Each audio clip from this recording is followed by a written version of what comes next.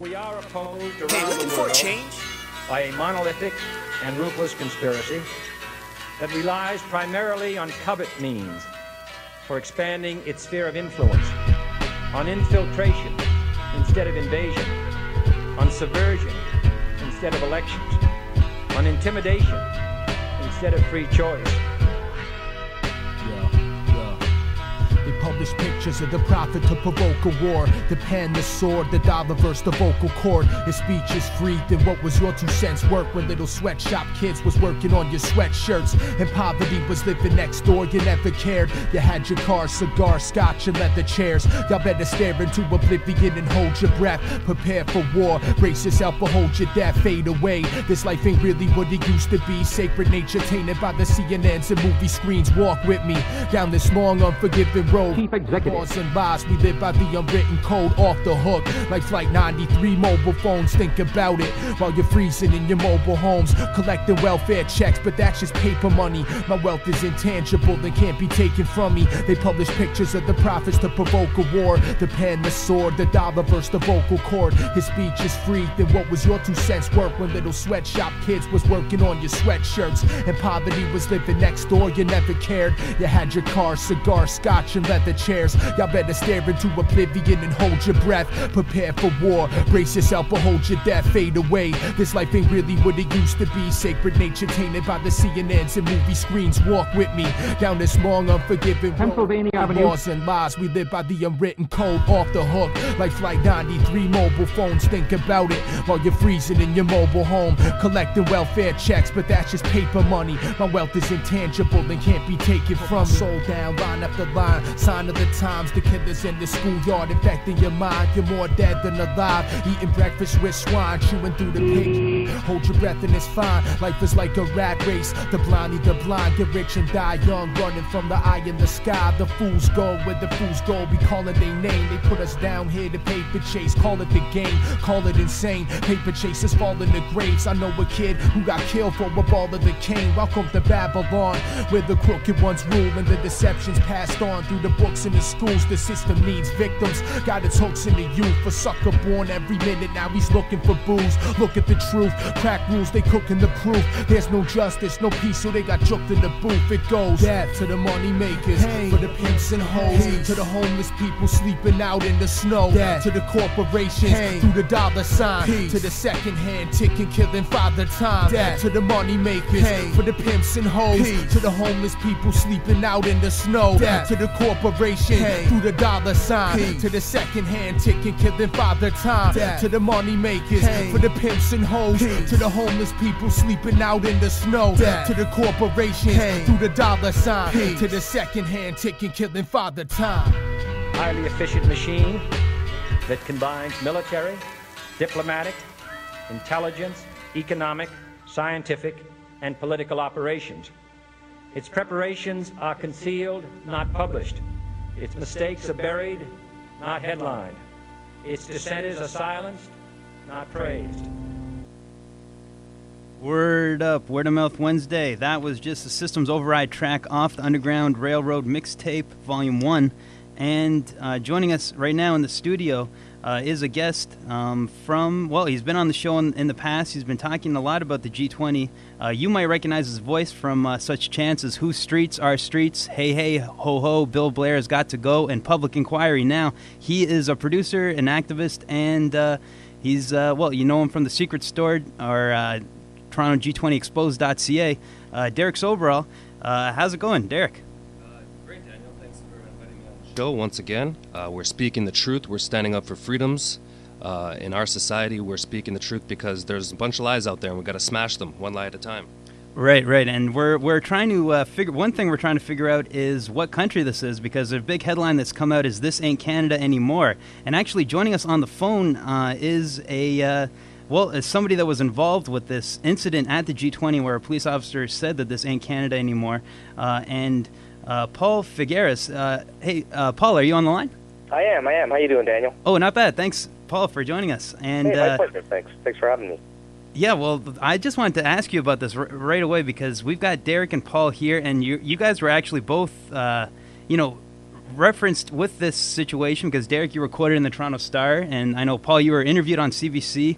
I guess maybe Paul, because you were there. What was your impression? Like, what exactly happened in this incident?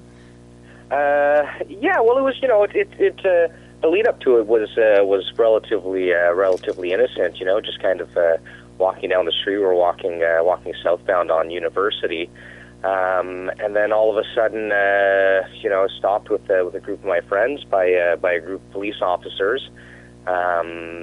Led by the one cop that you see in the video, and you were just essentially instructed to start opening up your bags.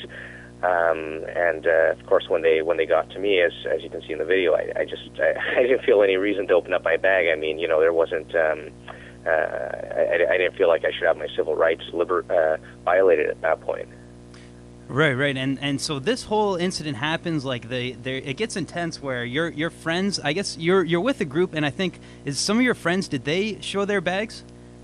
Yes, they did. Right, because that's what it seems like. It seems like a few of your friends are showing theirs, and then you're saying that you're not. And then as you're saying that, it seems like there's some large officers are like approaching you. They're almost like walking you towards, So you're backstepping towards like a staircase. It seems like a steep staircase down. It looks like you were on near one of the stations. I think it might be. Yeah, St. Andrew Station. St. Andrew, right? Yeah. So it was.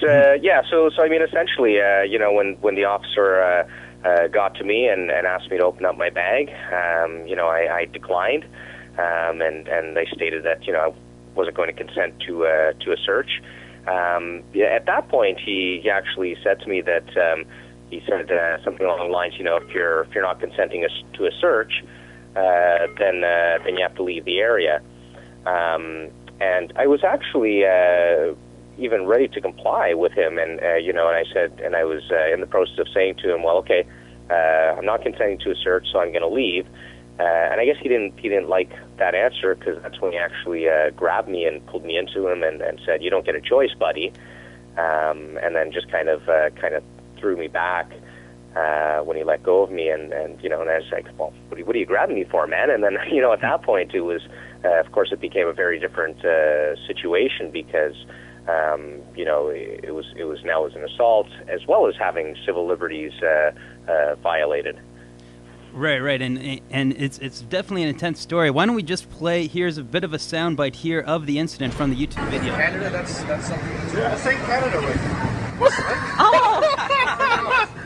This is in Canada right now? No. Wow. I just don't like to have my civil rights violated. There's no civil rights here in this area. So that was two parts of the video there. You heard the part, this ain't Canada right now, and then there's another part where he says there is no civil rights here. Now, when he says this ain't Canada, it is interesting that your friends around there start laughing. I guess it was just because the situation was so absurd. What did you think when he was saying, this ain't Canada? Well, I was stunned. I mean, certainly it's when you're involved in a situation and your civil rights are being violated in this way, and you're being violated essentially, your civil rights. When you're in the situation, it's one thing that it's physically happening, but then to have it actually even vocalized to that extent, I mean, it was actually stunned. I mean, is the best word I can use for it. That when I heard those words out of the officer's mouth, I mean, it essentially. I was left thinking, wow, you're actually saying that you're suspending civil rights. You've decided. It's really, yeah, the absurdity of it, the ludicrousness of it is just unbelievable, in my opinion.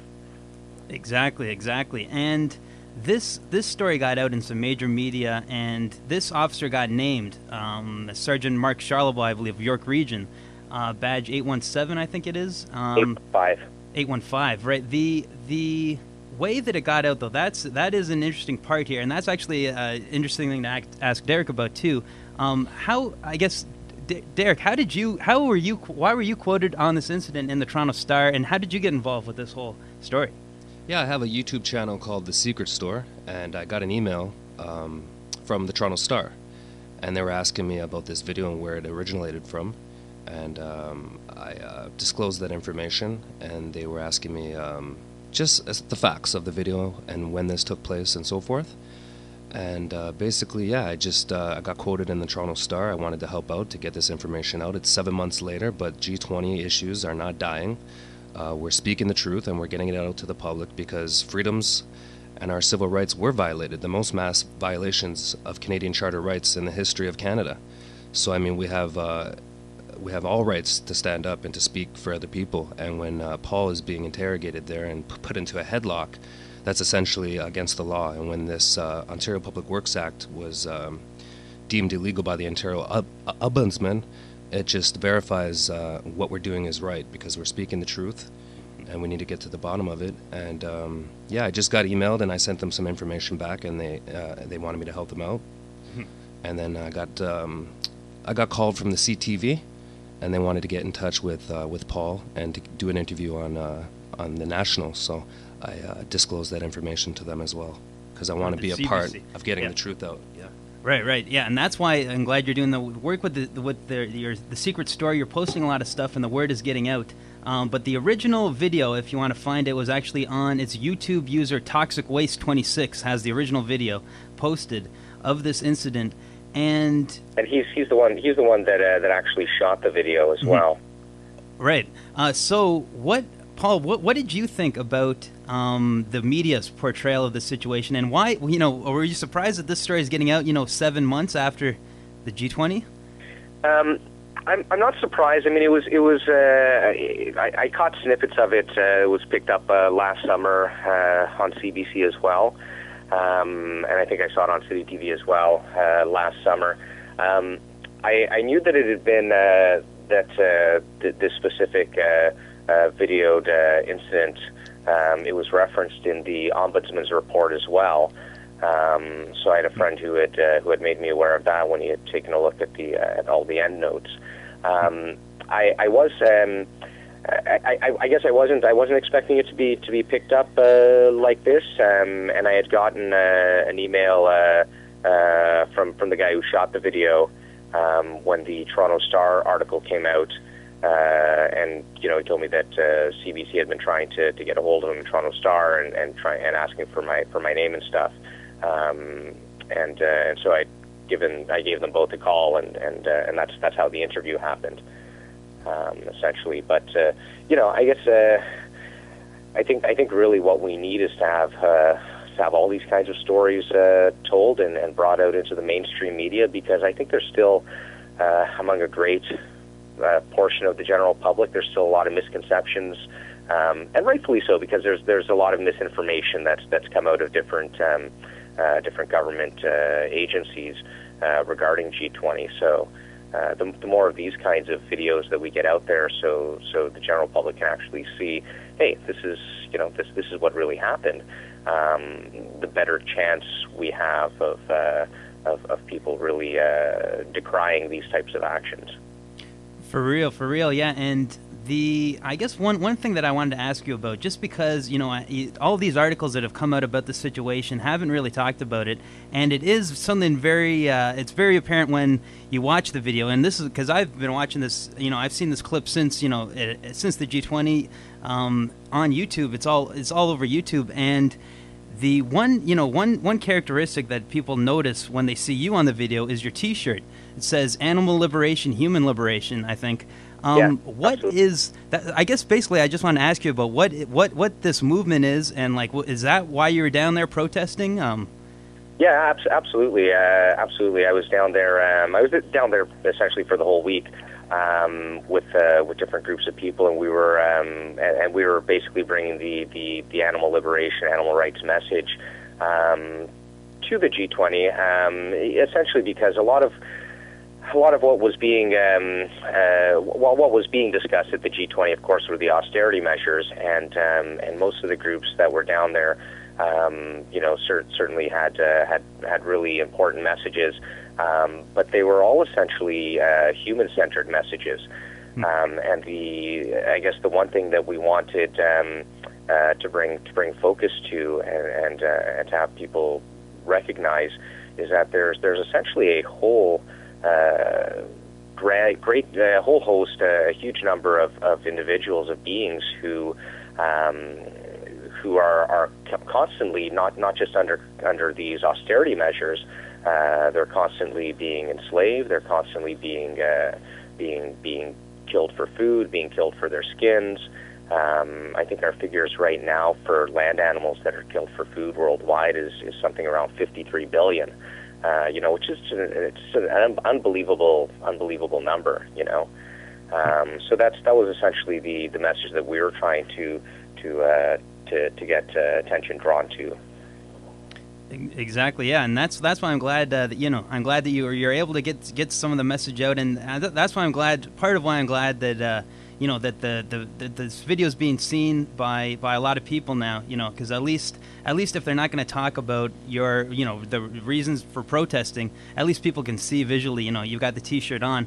There is more issues other than yelling at police officers, which is what they a lot of people have tried to paint the protests as. Which is. I think there's absolutely. A lot of which really, I mean, for anyone who is actually in the area and on the ground, so to speak, it wasn't. I mean, for the most part, I mean, everyone that I saw was really respectful and peaceful, and even in the face of such an immense police presence and so many transgressions by the police on the ground. I mean, it really, I think it really is a credit to the character of the vast majority of the protesters that they did kind of keep their cool in the face of such unbelievable kind of circumstances. For real, yeah. And Paul, that's why I'm glad you kept your cool. You can see it in the video. In the face of the intimidation of these G20 security. Well, yeah, I'm glad you got through it. I'm glad that some words are getting out. And thanks a lot, Paul, for joining us. Derek, did you have any questions for Paul? Or? I'd just like to ask Paul, you're aware of the law, the enact. It's called the Ontario Public Works Act, was deemed illegal by the Ombudsman. But also the police chief admitted that the 5 meters never existed. So here we have compliancy where the police are actually lying to the public.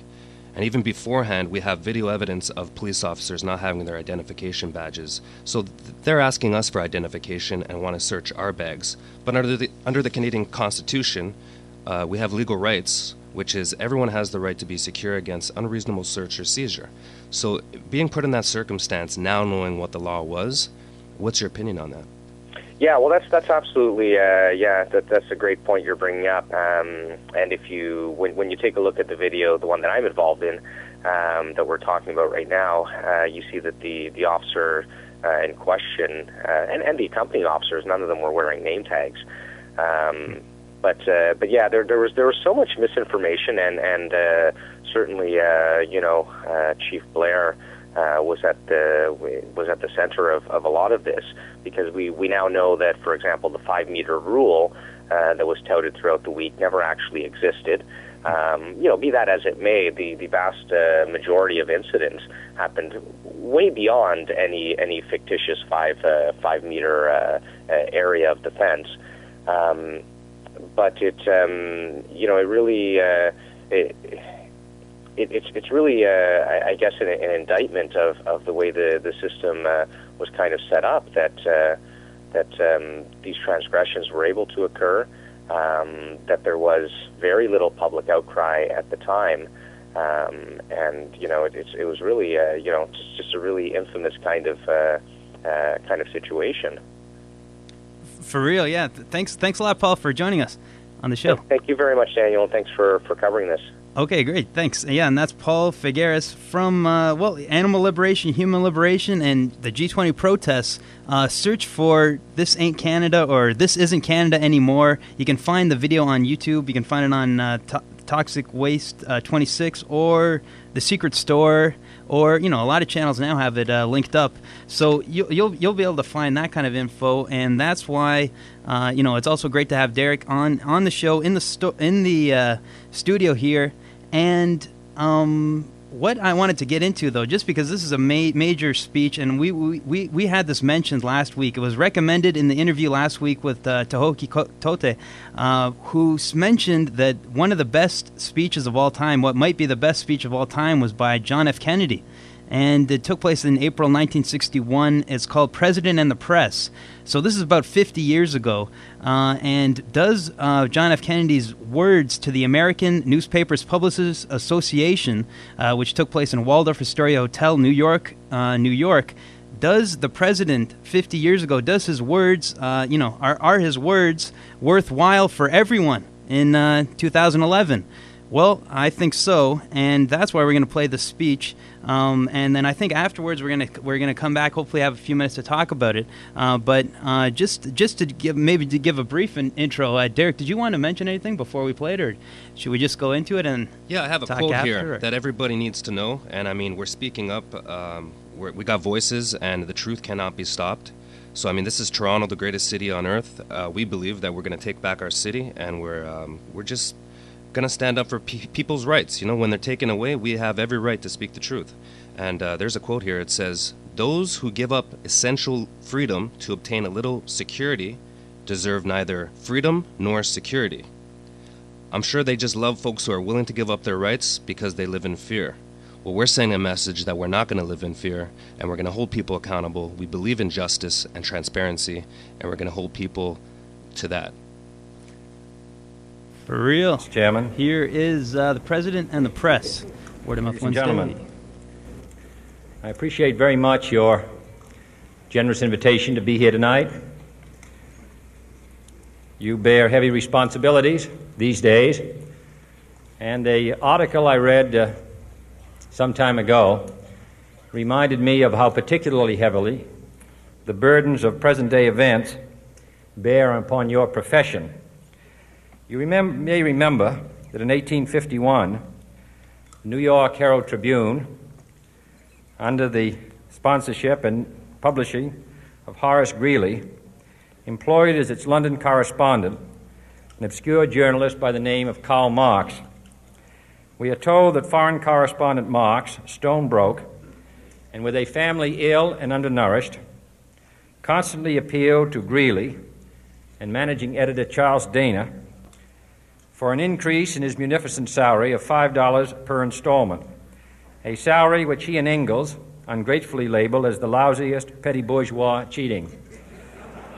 But when all his financial appeals were refused, Marx looked around for other means of livelihood and fame, eventually terminating his relationship with the Tribune and devoting his talents full-time to the cause that would bequeath to the world the seeds of Leninism, Stalinism, revolution, and the Cold War. If only this capitalistic New York newspaper had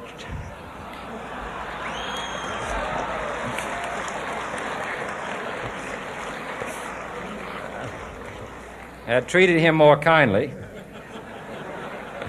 if only Marx had remained a foreign correspondent, history might have been different. And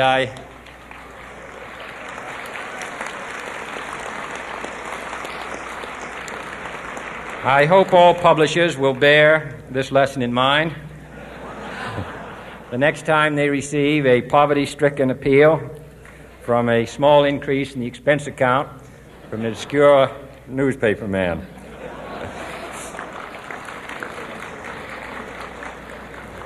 I have selected as the title of my remarks tonight, "The President and the Press." Some may suggest that this would be more naturally worded, "The President versus the Press," but those are not my sentiments tonight. It is true, however, that when a well-known diplomat from another country demanded recently that our State Department repudiate certain newspaper attacks on his colleagues, it was unnecessary for us to reply that this administration was not responsible for the press, for the press had already made it clear that it was not responsible for this administration.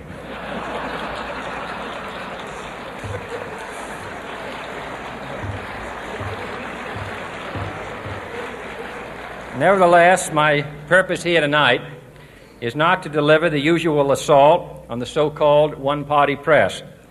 On the contrary, in recent months, I have rarely heard any complaints about political bias in the press, except from a few Republicans. Nor is it my purpose tonight to discuss or defend the televising of presidential press conferences. I think it is highly beneficial to have some 20 million Americans regularly sit in on these conferences to observe, if I may say so, the incisive, the intelligent, and the courteous qualities displayed by your Washington correspondents. Nor, finally, are these remarks intended to examine the proper degree of privacy which the press should allow to any president and his family. If, in the last few months, your White House reporters and photographers have been attending church services with regularity, that has surely done them no harm.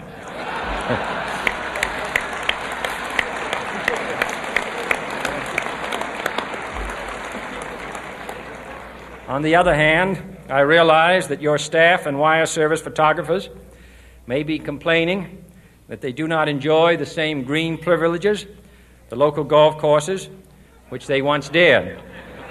It is true that my predecessor did not object, as I do, to pictures of one's golfing skill in action, but neither, on the other hand, did he ever be a Secret Service man.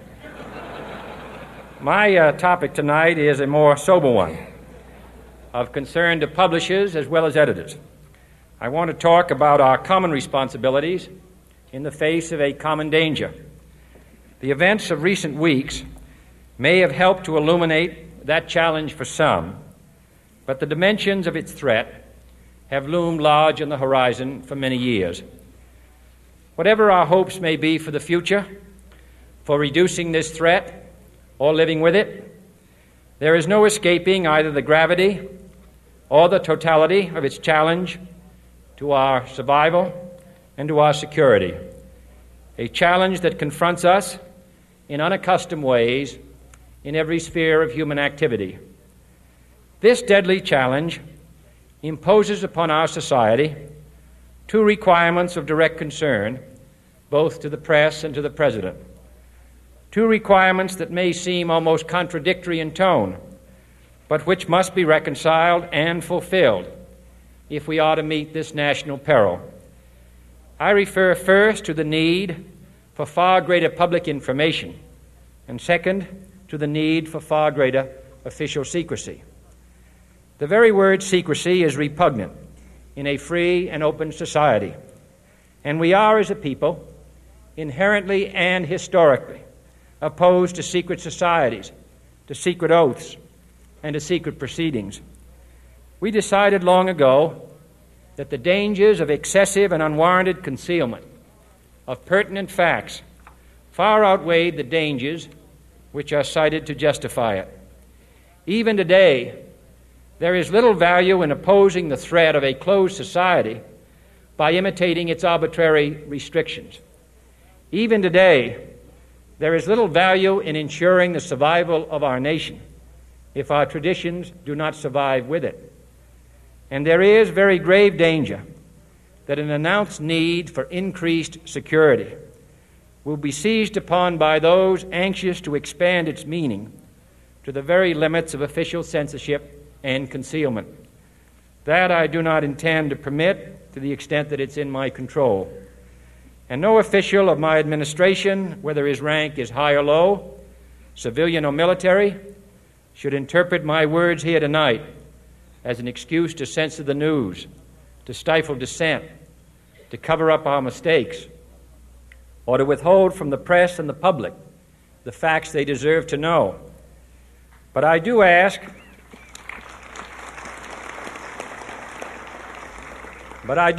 every publisher, every editor, and every newsman in the nation to re-examine his own standards and to recognize the nature of our country's peril. In time of war, the government and the press have customarily joined in an effort based largely on self-discipline to prevent unauthorized disclosures to the enemy. In times of clear and present danger, the courts have held that even the privileged rights of the First Amendment must yield to the public's need for national security. Today, no war has been declared, and however fierce the struggle may be, it may never be declared in the traditional fashion. Our way of life is under attack. Those who make themselves our enemy are advancing around the globe.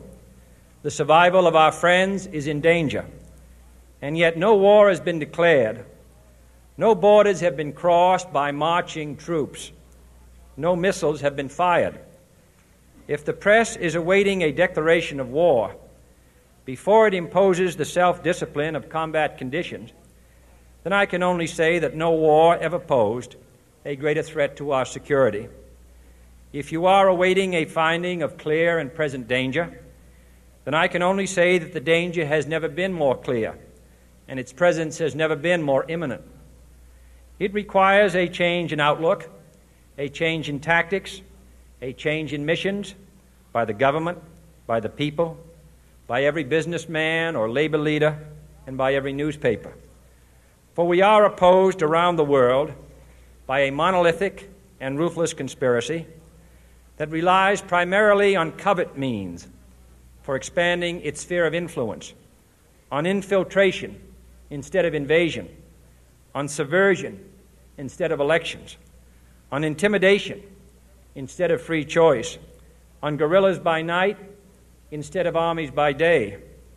It is a system which has conscripted vast human and material resources into the building of a tightly knit, highly efficient machine that combines military, diplomatic, intelligence, economic, scientific, and political operations. Its preparations are concealed, not published. Its mistakes are buried, not headlined. Its dissenters are silenced, not praised.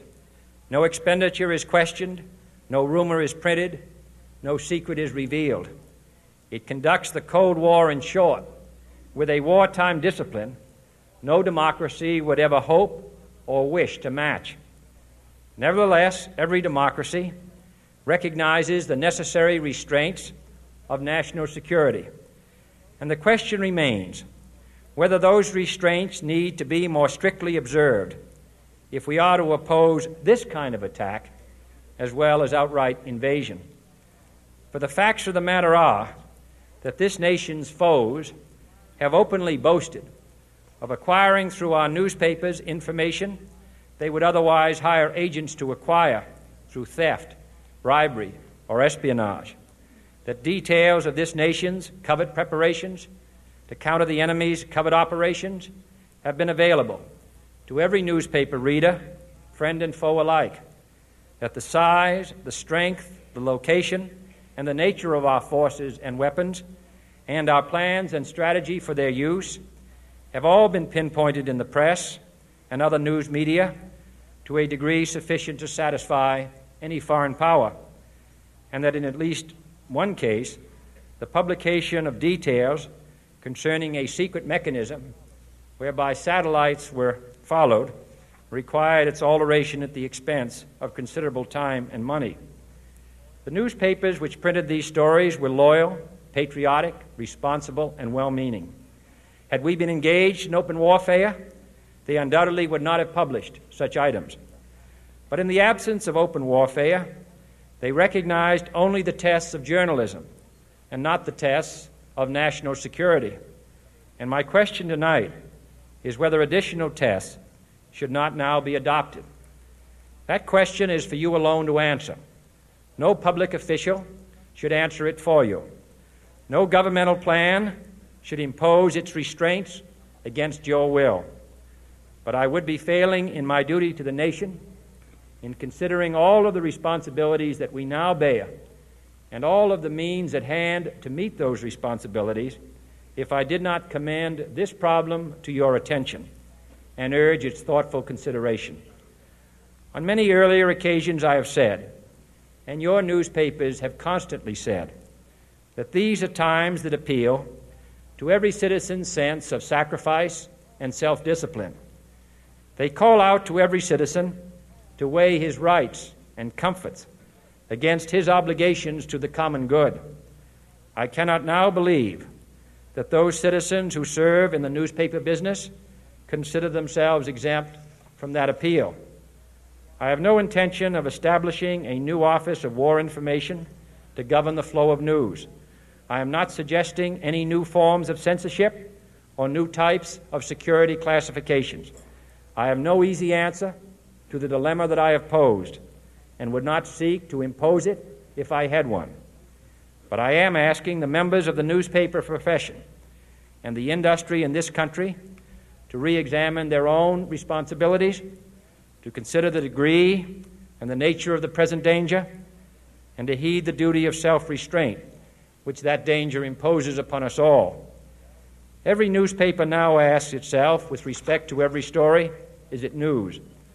All I suggest is that you add the question, is it in the interest of national security? And I hope that every group in America, unions and businessmen and public officials at every level, will ask the same question of their endeavors and subject their actions to this same exacting test. And should the press of America consider and recommend the voluntary assumption of specific new steps or machinery, I can assure you that we will cooperate wholeheartedly with those recommendations. Perhaps there will be no recommendations. Perhaps there is no answer to the dilemma faced by a free and open society in a cold and secret war. In times of peace, any discussion of this subject and any action that results are both painful and without precedent. But this is a time of peace and peril which knows no precedent in history. It is the unprecedented nature of this challenge that also gives rise to your second obligation, an obligation which I share. And that is our obligation to inform and alert the American people, to make certain that they possess all the facts that they need and understand them as well, the perils, the prospects, the purposes of our program, and the choices that we face. No president should fear public scrutiny of his program, for from that scrutiny comes understanding, and from that understanding comes support or opposition, and both are necessary. I am not asking your newspapers to support an administration, but I am asking your help in the tremendous task of informing and alerting the American people. For I have complete confidence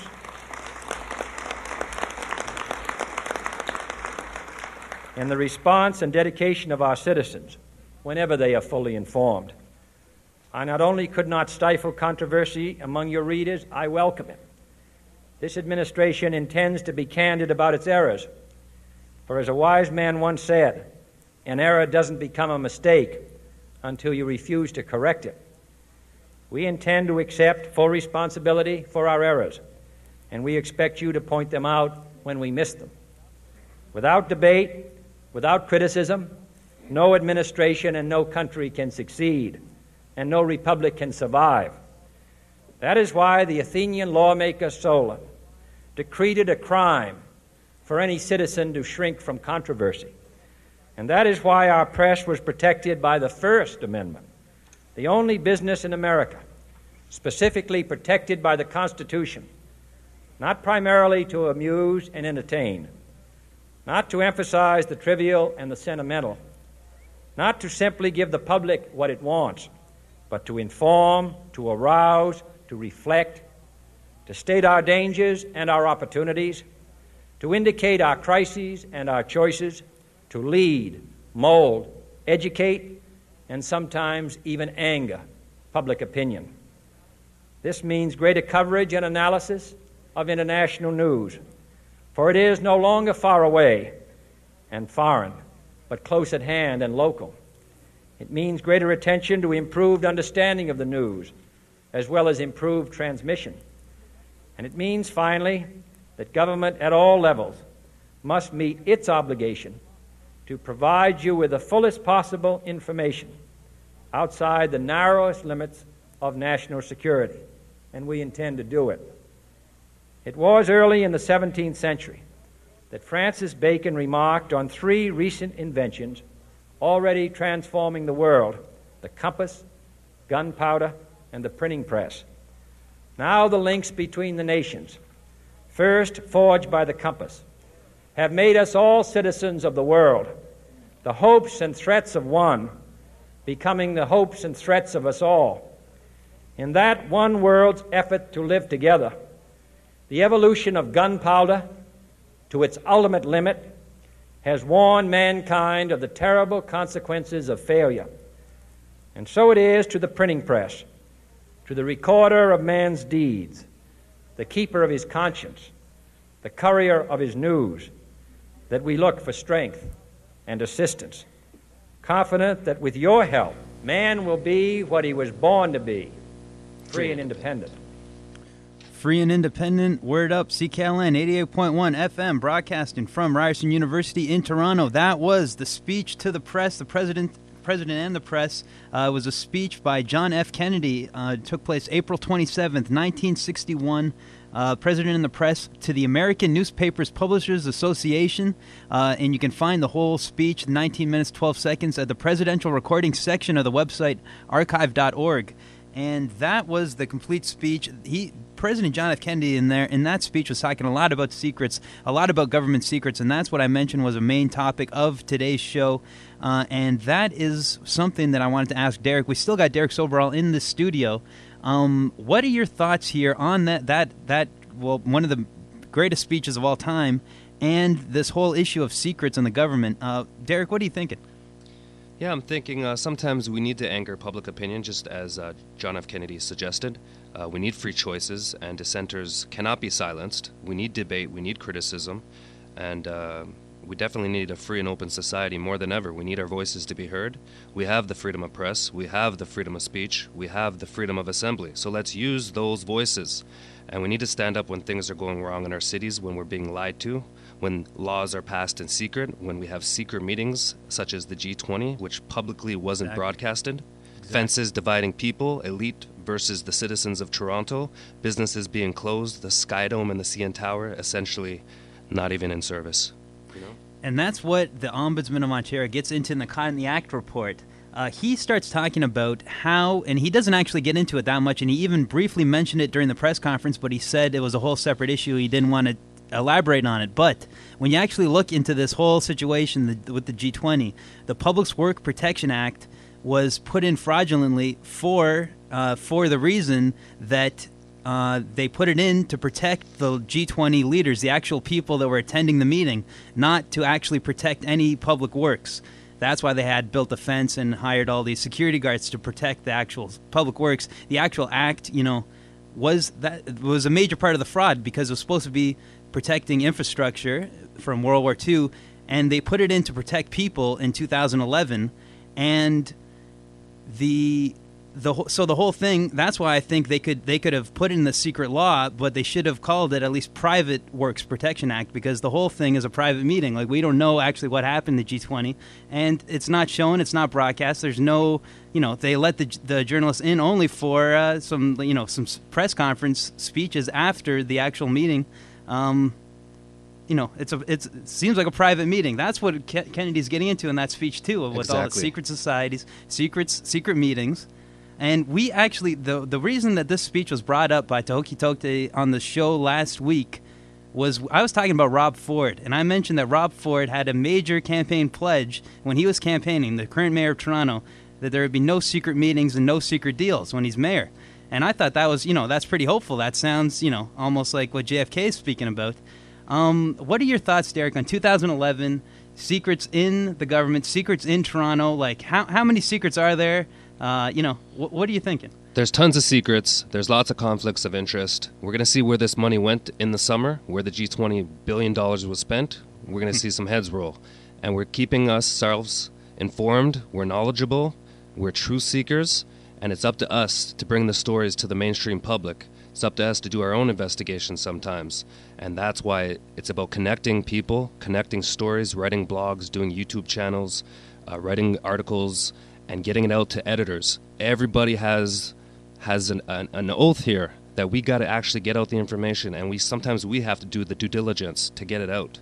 So if you have a concern, if you care about something, don't be afraid to speak up, because we need people to speak up more than ever. Exactly. Yeah, Derek, thanks a lot for being on the show. Derek, where can people get more info? What's the website again? Yeah, they can go to my website. It's on YouTube, TheSecretStore. The secrets are free. I don't charge for them, but that's where you can go. That's Awesome. The corporation. Awesome, yeah. Check out the Secret Store. The G20's been exposed. Well, we've re-exposed the G20 tonight. This has been our Wednesday Word of Mouth for the January the 26th of 2011. Enlightened sovereignty.